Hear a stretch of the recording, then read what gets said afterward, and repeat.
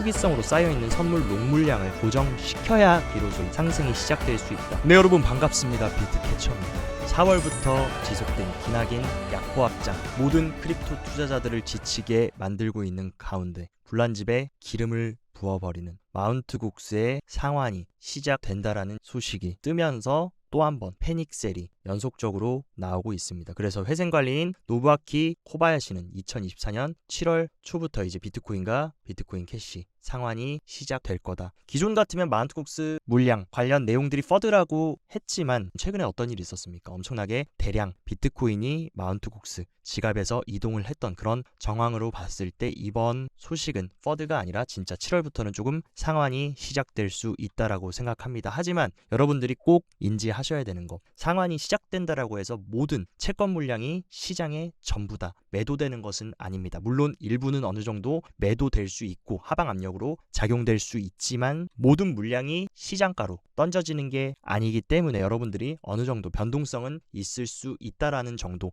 그 정도만 인지하시고 시장을 대응하시면 되고, 아직까지 뭐 시장에 물량이 실질적으로 지금 출하됐다거나 매도가 된 상황은 아니지만 어쨌든 뉴스가 뜨고 나서 엄청나게 강한 매도세가 유발되면서 또다시 60K를 시도하는 움직임이 나와주고 있습니다. 시장 흐름 같은 경우는 최근 이 상승 트렌드 라인을 이탈하고 나서는 이 트렌드 라인을 돌파해주지 못하면 당분간에 조금 더 기술적인 눌림은 여러분들이 열어놔야 된다라고 말씀드렸고, 제가 제일 중요하게 보는 구간은 60K, 이 60K만 잘 지켜준다라고 하면 패턴상으로 봤을 때 주봉상으로 역회된 숄더로 오른쪽 어깨를 만들어주고 올려줄 수 있는 자리지만, 만약에 이 60K를 이탈한다라고 하면은 작년부터 만들어줬던 이 트렌드 라인까지 시도하러 갈 수가 있다. 그렇기 때문에 여러분들이 이 60.2K 부근, 이 직전에 매물대를 지켜주는지는 여러분들이 꼭 잘 체크하셨으면 좋겠습니다. 그래서 지금 흐름에서 가장 좋은 것은 패닉셀을 유도해가지고 이 구간 매물대에 손절가 걸어놓은 롱물량들 꼬리 달아주면서 싹 정리시켜 놓고 나서 다시금 말아 올려주는 그림이 사실 가장 좋고, 아직 하락 조정 구간에 들어있는 것은 맞다. 하지만 우리가 가장 대중적인 인간지표라고 불리는 구글 트렌드 지수를 보면 지금 19포인트에 위치하고 있습니다. 이 19포인트라는 거는 과거 언제가 19포인트였습니까?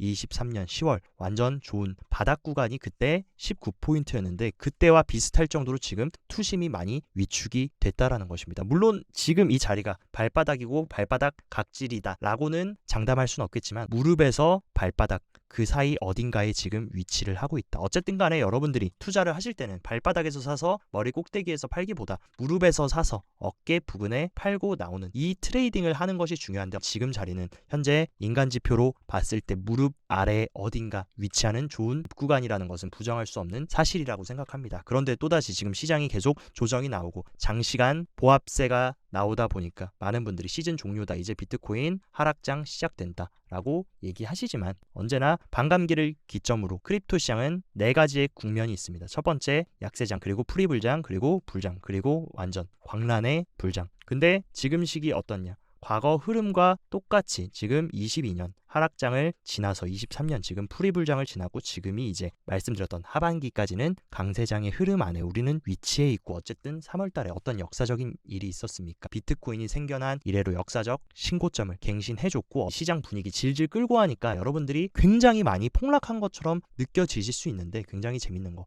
역사적 신고점 대비해서 지금 마운트국스 퍼드로 패닉셀이 나왔는데도 불구하고 해봐야 지금 17% 18% 빠졌던 거다. 이 정도 조정폭은 우리가 몇 번 경험하면서 여기까지 왔습니까? 사람은 망각의 동물이기 때문에 막상 지나고 나면 과거에 얼마나 힘들었고 과거에 얼마나 아팠는지 모든 것을 까먹지만, 우리가 지금 15K에서 73K 신고점 갱신할 때까지 이번 조정 해봐야 지금 20% 정도 빠진 건데, 이 경험 몇 번 있었냐? 4번이나 우리는 이미 경험하고 이거 극복하고 나서 여기까지 온 겁니다. 아마 지금 시장에서 물론 추가적으로 얼마나 더 조금 더 패닉셀을 유발하고 빼줄 수 있지만 결국에 딥 이후에는 4번의 패턴이 그랬던 것처럼 영원한 하락도 영원한 상승도 없기에 이런 긴 약세 흐름을 지나면 또다시 새로운 파동이 시작될 것이라고 저는 확신합니다.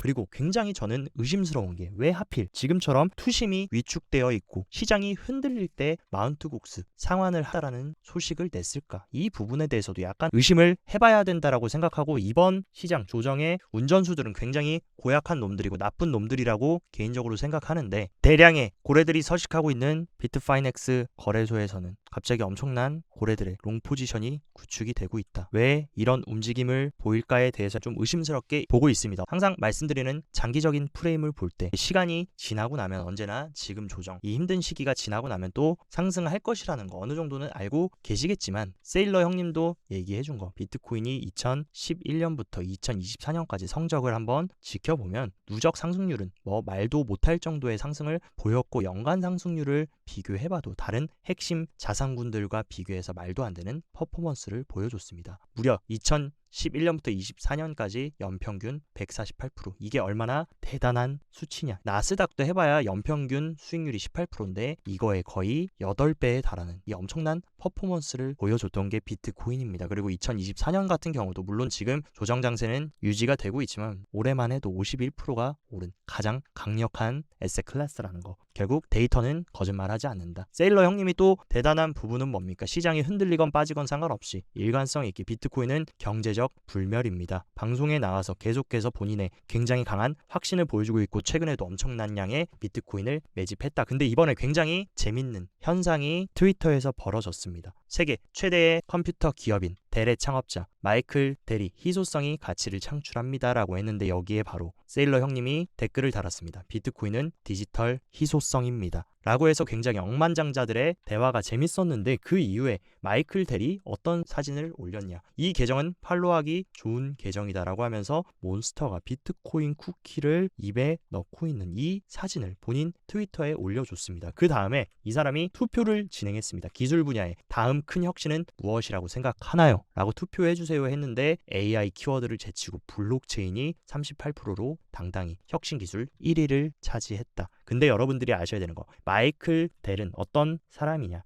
델은 지금 전 세계 10위권 부자이자 엄청난 자산을 보유하고 있습니다. 근데 세일러 형님과 비교했을 때 마이클 델의 자산 가치는 마이클 세일러의 무려 24배 이상 엄청난 돈을 가지고 있는 그런 부호입니다. 근데 이런 사람이 어쨌든 비트코인에 조금 친화적인 발언과 행동을 보여줬다는 거 충분히 저는 고무적이다라고 볼 수 있고 시장이 언제까지 개미의 투심을 흔들어주고 조정을 지속할지 유명 투자자이자 분석가인 윌리우 같은 경우에는 투기꾼과 그들의 페이퍼 비트코인을 제거해야만 상승대로 전환될 수 있다. 그러니까 뭡니까? 지금 투기성으로 쌓여있는 선물 롱물량을 싹 조정시켜야 비로소 이 상승이 시작될 수 있다. 윌리우 같은 경우는 지금 몇 주 더 조정이 걸릴 수 있다라고 언급을 하고 있고 그가 얘기하는 거 이 온체인 데이터 같은 경우는 투기 강도 모델입니다. 그래서 얼마나 지금 시장의 투기성 흐름 강도가 강한지를 보여주는 흐름인데 비트코인이 조정이 나왔다라고 해도 아직도 지금 투기적 성향이 강하다. 보통 우리가 단기적으로 딥을 보려면 이 투기 강도 지수가 이런 식으로 음수로 강하게 빠지고 난 이후에 또다시 새로운 파동이 시작되는데 지금 같은 경우는 투기 강도가 아직 덜 떨어졌다. 그렇기 때문에 투기 강도가 더 떨어질 만큼 개미들 패닉셀을 유발하고 롱들을 죽여야 그제서야 상승이 나올 수 있다라고 주장을 하고 있습니다. 일단은 비트코인이 전반적인 추세가 상방으로 피벗하려면 가장 중요한 거는 기관들의 유입, 비트코인 현물 ETF로의 유입이 확실하게 들어오는 것을 체크를 해야 된다. 근데 안타깝게도 아직도 계속 유출세는 지속이 되고 있고 확실하게 다시 상방으로 피벗하는 자리를 보시려면 비트코인 현물 ETF의 유입이 유출에서 유입으로 전환이 되는 그 포인트를 보시고 나서 의사결정을 내려도 늦지 않다라고 생각합니다. 지금 시장 같은 경우는 2주 연속으로 유출이 지속이 되고 있다. 그렇기 때문에 확실하게 주간 흐름도 유입세로 전환이 되는 그런 흐름을 여러분들이 확인하시고 대응하셔도 충분히 저는 늦지 않다라고 생각합니다.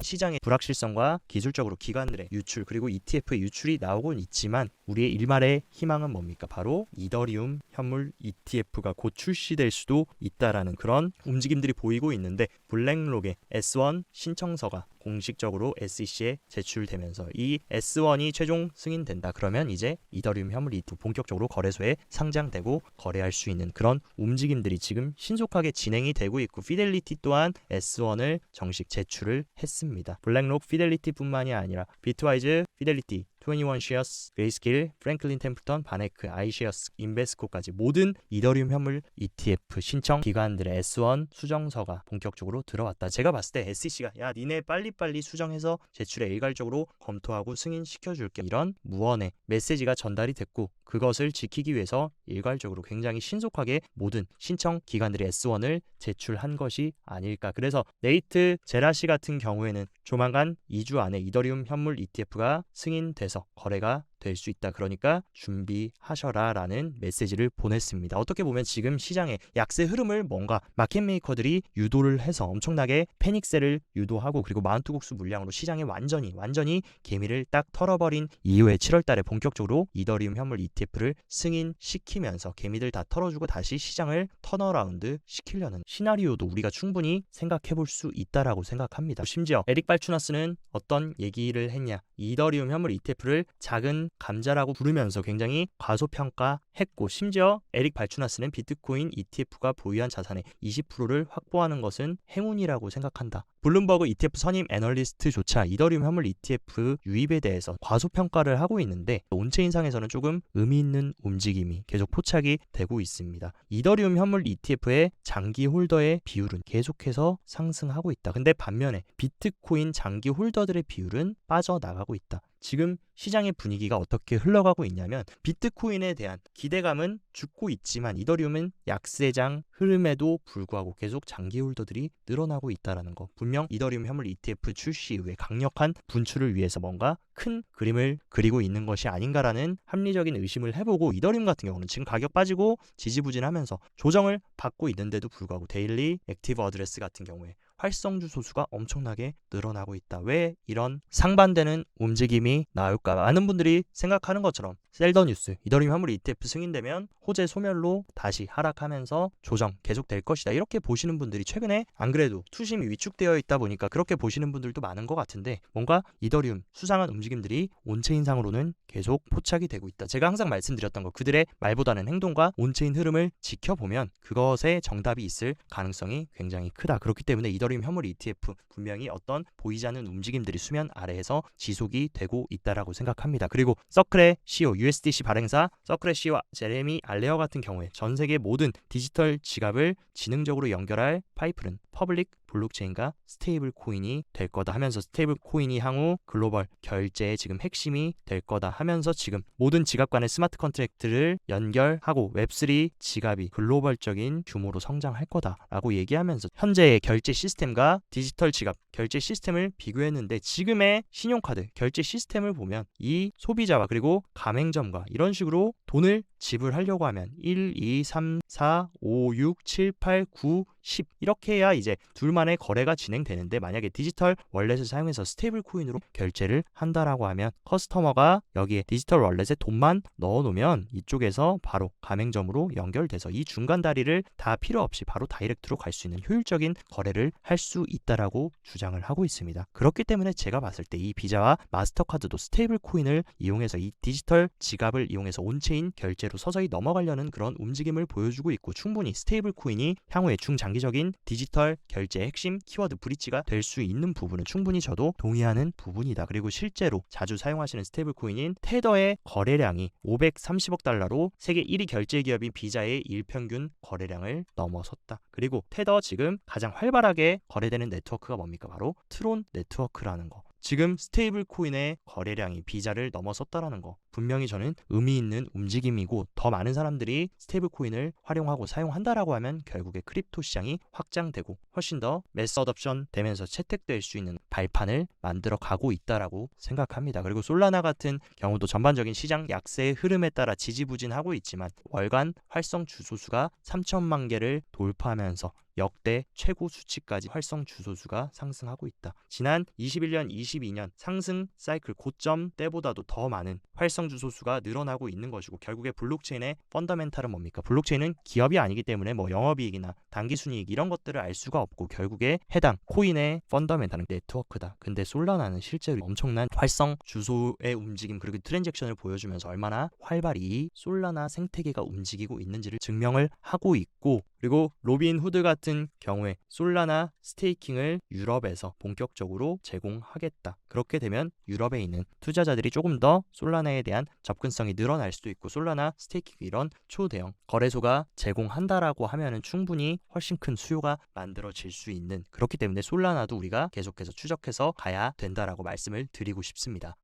대만 같은 경우에는 금융 규제 기관에서 성장 촉진을 위해 크립토 관련, 가상자산 관련 새로운 규정을 발표하고 훨씬 더 친화적인 움직임을 가져가려고 한다. 이것과 지금 궤를 같이 하고 있는 게 뭡니까? 바로 홍콩이다. 홍콩 같은 경우는 웹3와 가상자산 개발 소위원회까지 설립하면서 업계 촉진을 적극적으로 추진하고 있다 하면서 홍콩의 국제 웹3 허브와 목표로 지금 활동을 예정하고 있다. 아시아, 대만도 그렇고 홍콩도 그렇고, 그리고 그 뒤에는 누가 있습니까? 중국이 있다. 중국이 기원하는 시기, 분명히 하반기 어느 시점에 중국이 이런 홍콩을 앞세워가지고 여러 가지 실험을 해놓고 그 실험이 끝난다라고 하면 본격적으로 복귀하는 시나리오 충분히 세워볼 수 있다라고 생각하고, 굉장히 규제에 있어서 답답하고 보수적이었던 국내 정부 같은 경우도 지금 금융위에서 가상자산위원회를 설치하고 민간 전문가를 총망라해가지고 본격적으로 가상자산 이용자 보호법, 정확한 규제 틀, 그리고 제도권으로 수용하려는 움직임을 가져가고 있다는 거. 우리나라도 어쨌든 늦게는 시작했지만 좋은 움직임이라고 생각합니다. 그렇지만 한 가지 여러분들이 조금 조심하시고 인지하셔야 되는 거, 최근에 여러 가지 상패 찌라시부터 해가지고 김치코인 찌라시가 돌았는데, 그런 것도 물론 여러분들이 흔들렸지만 이번에 600개 코인 운명 가르나 금융당국에서 내일 거래 지원 모범 사례를 발표를 한다라고 합니다. 어쨌든 간에 이런 프로젝트는 굉장히 모범적인 사례다, 이런 것을 얘기해주면 충분히 어느 정도 가이드라인이 나올 것이고, 가상자산 이용자 보호법에 관련해서 자율 규제를 도모하고 기준에 미달하는 종목들은 상폐가 될 것이라고 밝혔는데, 그렇다라고 하면 거래 지원 모범 사례를 여러분들이 보시고 여러분들이 가지고 있는 그런 알트코인, 잡코인들이 여기에 해당이 되는지를 판단하셔가지고 여러분들이 조금 포트를 리밸런싱하고 구축하는 게 중요할 것 같습니다. 그렇기 때문에 이런 가이드라인 여러분들이 좀 알트 100% 보유하고 계신 분들은 좀 잘 체크하시라고 말씀을 드리고 싶고, 어쨌든 지금 단기 홀더들의 SOPR을 체크를 해보면 최근 비트코인이 신고점 갱신할 때 단기 홀더들도 굉장히 큰 수익을 실현하면서 좋은 흐름으로 갔지만, 이내 거의 3달 가까운 약보 합장, 조정장에 이어서 단기 홀더들의 수익 실현이 엄청나게 줄어들었다. 그 얘기는 뭐냐? 투심이 많이 위축되었고, 단순히 표면적으로 보면 약세의 흐름이 지속되고 있다라고 볼 수 있지만,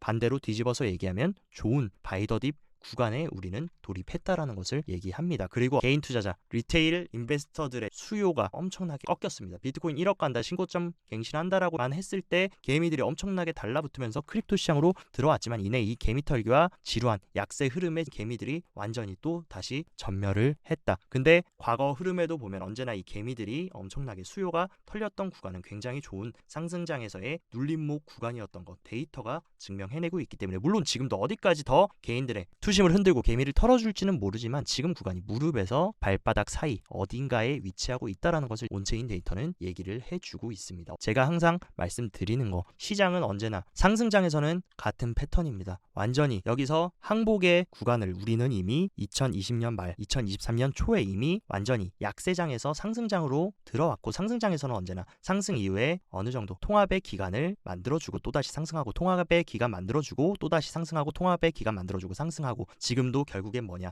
중장기적으로 보면 통합의 기간을 가져가고 있다. 다만 그 기간이 길어지다 보니까 많이 지치셨을 수는 있지만, 이 통합의 기간이 지난다라고 하면 과거의 패턴과 똑같이 또다시 새로운 상승의 국면으로 들어갈 수 있기 때문에, 아마 지금 굉장히 많은 분들 털려 나가셨을 거고, 포기하신 분들, 이런 패닉셀을 유발하는 마켓 메이커들의 흔들기에 떨어져 나가신 분들 많으실 거라고 생각합니다. 하지만 여기까지 버텨 오셨으면 제가 봤을 때 지금 포기하기는 너무 이르다는 거 항상 명심하시고, 앞으로도 힘든 시기 또다시 더 큰 패닉셀을 유발하고 시장을 흔들 수 있지만 잘 끝까지 버텨 나가셔서 이번 사이클 끝까지 완주하시기를 바랍니다. 오늘 영상도 시청 진심으로 감사드리고, 영상 도움되셨다 하시면 좋아요, 구독 눌러주시고, 더 자세한 투자 전략 궁금하다 하시면 영상 하단 고정 댓글에 제가 운영하는 텔레그램 정보방 활짝 열어놨으니까 이쪽 정보 잘 참고하셔서 성공적인 투자 계속 이행해 나가시길 바랍니다. 오늘도 시청 진심으로 감사드리고, 여기까지 비트캐쳐였습니다.